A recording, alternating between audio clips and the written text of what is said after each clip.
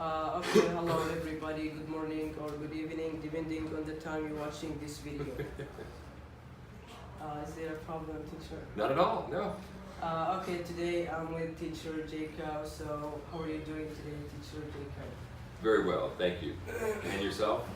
Yeah, I'm fine. Okay, teacher Jacob, I'm gonna ask you some questions and you should answer each question obviously and without hesitation, right? We'll do our best, brother. Right? We will do our best. Okay, the first question, teacher Jacob, okay? Uh, is it your first time in the Middle East or you have an experience? Yeah, I first came to the Middle East in October of 2014. So I've been here off and on for 4 years. So you have an experience? Yes. Okay, teacher Jake, who's teacher Jake first? I'm talking about your career, your nationality, and also the part of your country where you live in. Well, I'm from the US, I'm from California, from San Francisco. And so I actually have a background, I have worked in foster care for a long time. I worked with at-risk kids in California. And I've also lived in Brazil and Australia. So I've been teaching for about 7 years now. I went back to get my master's in TESOL, and I just finished that a couple of years ago. Well, okay, teacher Jake, when you came to the Saudi Arabia, did you face something just like a culture shock? As you know, everything here is different. People here are different from, and culture here is completely different from the culture in the US. Yeah, that's a good question. I mean, I actually know what culture shock is, but I was actually living in Brazil for 3 years, and then I went back to California for 3 months, and then I went to Saudi Arabia. So there was no culture shock. It's not that I remember. So you used to travel to many countries, right? Sure, as a teacher you get a chance to do that. Okay, tell me about people here. Are they friendly or even rude or helpful, appreciative? Yeah. Well, you know, there's a lot of different cultures here. Yeah. They're not just the Saudis, but the Indians, the Pakistanis, the Indonesians, the Filipinos, the British. Mixed nationalities. It is a very mixed nationalities. Everybody's very friendly. I mean, I think it's, it's been a great experience for me. And, you know, people are very nice. You know, once they get into their car, it might change, right? Because the way the people drive isn't always the way that they behave, right? Okay, so teacher Jacob, when did you become a teacher and who did support you to be a teacher? Well, I actually met a woman from Brazil that I ended up marrying. And so I went to Brazil in 2007 and started teaching in 2007. And then I got my master's. So like I said, I've been teaching for about 7 years. And it's kind of a new career. But I have been in teaching roles prior to that. I ran a wilderness camp with kids for 5 years. So is there common things between Brazil culture and American culture?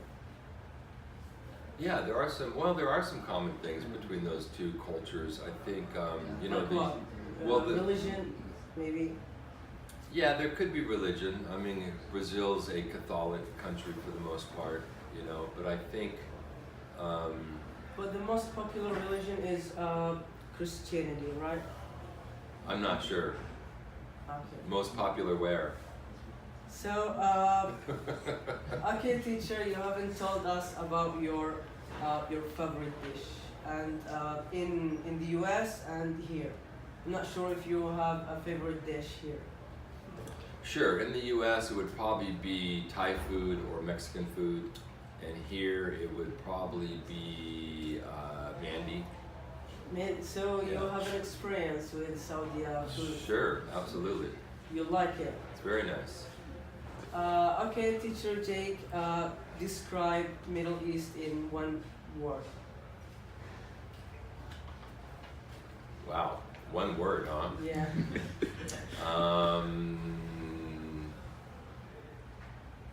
Wow.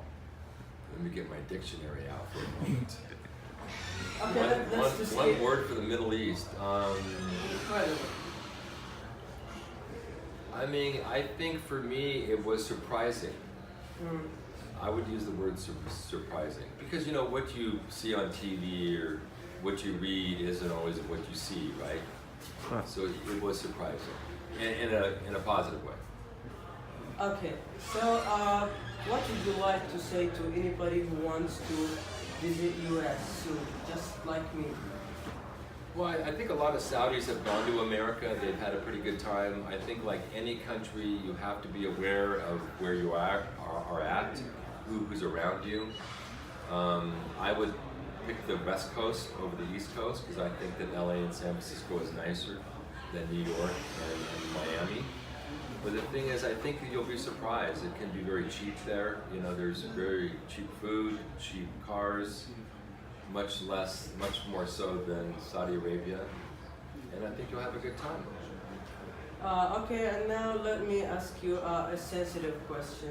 Do you really miss your family, your daughter, your wife, your son? You know, that's another good question. You know, when you travel around, you have different families. You know, you have different. I mean, you know, you have your biological family, right? But then, for example, I have my family in Brazil. I am living in Cambodia now. And so the thing is, your family is really wherever you are. I think you have to create relationships with people wherever you are. Right? Well, yeah, I mean, you miss them, but at the same time, you create relationships outside your family which sustain you, which are like your family. So you must call them in the FaceTime because it's the most popular application in the US, right? I don't do Facebook myself. Is FaceTime Facebook? Nope, it comes with iPhone, but apparently you don't know, you have no any idea about it. I've got a Huawei, okay, Okay, phone. so eventually that was Abdullah Saud Rashidi speaking, and we really appreciate your response. My pleasure, And gentlemen. thank My you. pleasure. All the best, you guys. We really Okay, appreciate it. thank you. My pleasure. You are welcome.